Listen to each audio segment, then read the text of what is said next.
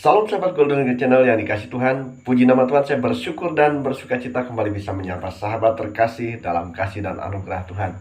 Sahabat, saya selalu berharap sahabat senantiasa dalam keadaan baik dan sehat dan diberkati oleh Tuhan kita Yesus Kristus.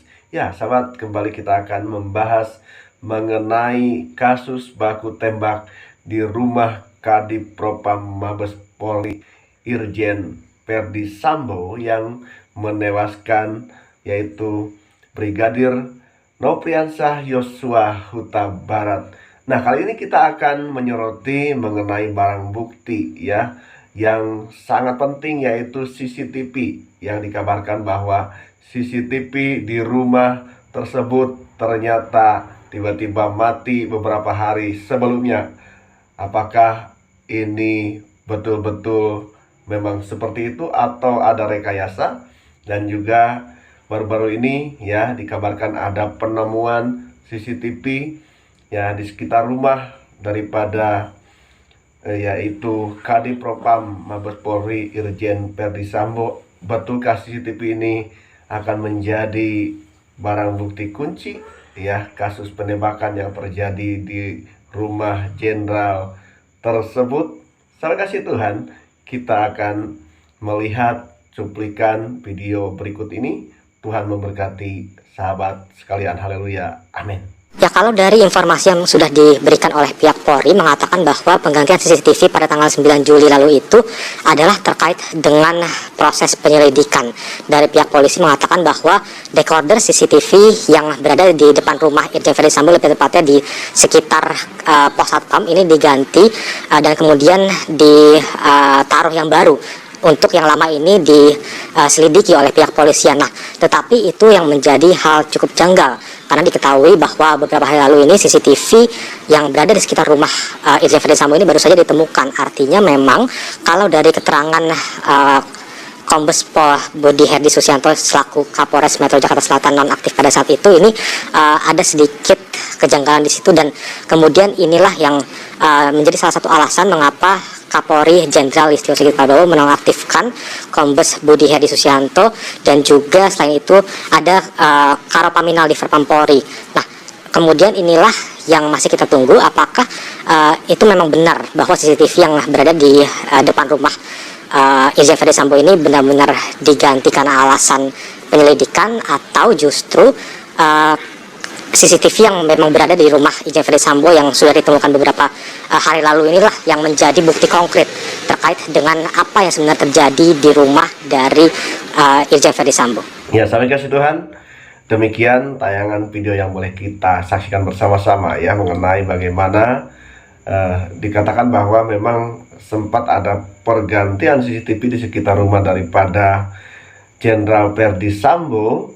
Dan kemudian tetapi tiba-tiba dikatakan bahwa ditemukan CCTV di sekitar rumah daripada Jenderal Verdi Sambo tersebut. Saudara kasih Tuhan, sesungguhnya apa yang terjadi dengan CCTV ini? Saudara kasih Tuhan, kenapa CCTV ini tiba-tiba timbul dan menghilang, dan kemudian juga ada CCTV mati dan lain sebagainya. Saudara kasih Tuhan, kita berharap CCTV yang ditemukan itu akan menjadi kunci pengungkapan kasus, atau paling tidak menjadi petunjuk ya, pengungkapan kasus penembakan di rumah Irjen Verdi Sambo, dan akan bisa menjadi petunjuk yang penting. Saya kasih Tuhan, kalau tidak, apakah butuh yaitu dukun penerawang ya, supaya kasus ini bisa diterawang dan kemudian terungkap? Ya, tentunya saya kasih Tuhan tidak harus seperti itu. Kenapa? Ya, karena namanya Evangelis Dotoni akan membahas mengenai ilmu terawang dan kaitannya dengan yaitu polisi yang sering juga memakai jasa ilmu terawang. Mari kita akan saksikan bersama-sama. Tuhan berkati kita sekalian, haleluya, amin. Nah, ilmu terawang adalah digunakan untuk mengungkap kasus pembunuhan, perampokan, setelah itu tindak kejahatan. Nah, kalau saya dulu gini, langsung kayak ada layar gitu, ses. Nah, kalau di dunia nyata itu ada namanya CCTV. Tapi di alam roh itu bukan CCTV. Seperti CCTV tapi bukan CCTV. Rekaman-rekaman apa yang diperbuat manusia. Saya diajar nenek saya, langsung kelihatan. Itu kayak layar televisi. Anak di bawah usia 5 tahun bisa lihat. Rekamannya itu kayak layar televisi. Oh, penjahatnya ini barangnya ada di sini, jatuhnya barang ke sini, pelakunya ini namanya ini, tangkap jam sekian, pasti ketangkap. Setelah saya mempelajari itu, suatu kali nenek saya punya ayam dicuri orang. Waktu ayamnya dicuri, saya marah. Saya ngomong sama nenek saya, nenek tenang, saya akan gunakan ilmu terawang untuk menangkap siapa yang nyuri ayam nenek. Waktu saya mau baca mantra, nenek saya ngomong, stop, jangan gunakan ilmu itu untuk nangkep ayam. Loh kenapa? Kutukannya sama ayamnya lebih mahal kutukannya. Loh ada apa nenek? Tahu enggak? Ini rahasianya Tony. Siapapun yang menggunakan jasa ilmu terawang, maka akan terkena kutukannya, bangkrut seumur hidup. Jadi makanya dulu sebelum saya bertobat, yang sering tanya itu polisi. Makanya polisi yang sering tanya-tanya ilmu terawang, begitu pensiun, bangkrut, habis sengsara. Tapi kalau polisinya tidak pergi ke dukun, tidak cari-cari pakai ilmu terawang, dia pensiun pun tetap kaya, berharga di hadapan Tuhan dan diberkati Tuhan. Itu kalau polisinya tidak minta-minta ke dukun. Tapi kalau minta-minta ke dukun, jasa ilmu terawang, pasti akan ngalami itu. Nah itu caranya gimana? Misalnya kejadian kecurian di Jalan Jenderal Sudirman. Perlu dia tahu bahwa setiap jalan, setiap tempat itu ada namanya roh penunggu. Ada roh-roh penunggu.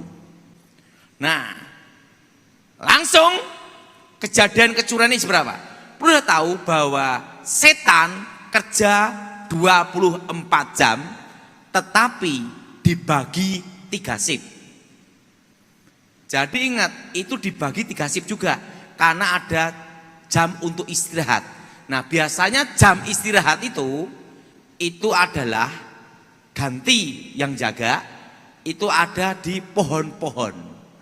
Nah, pohon-pohon besar. Makanya sering ada ngomong, wah ini pohonnya angker. Nah, itu sebenarnya tempat untuk pergantian jaga. Nah, itu. Nah, dan setelah itu rumah-rumah kosong. Makanya rumah kosong itu langsung ditempatin. Kenapa? Langsung untuk pergantian juga.